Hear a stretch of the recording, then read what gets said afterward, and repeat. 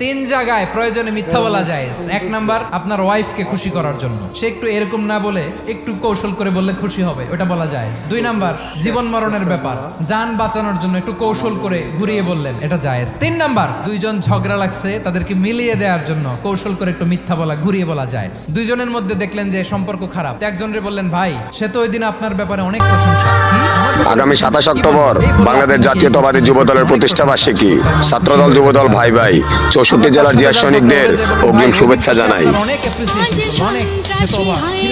এই যে দুইজনের ব্যাপারে দুইজনের একটু ভালো ভালো কথা বলে দিচ্ছেন, একদিন দেখবেন রাস্তা দিয়ে হাঁটার সময় একে অপরকে সালাম দিয়ে বুকে জড়ায় ধরছে, আসলে নাই আবার মিলমিশ হয়ে গেছে। কিন্তু আমাদের স্বভাব হইলো দুই প্রতিবেশী যদি একসাথে বসে একসাথে হাঁটে, দূর থেকে দেখলে আমাদের জলে, আসে না নাই?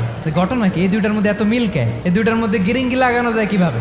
আল্লাহর কাছে তওবা করেন, এই মানসিকতার যেন আমরা না হয়, আমরা মিলিয়ে দিব।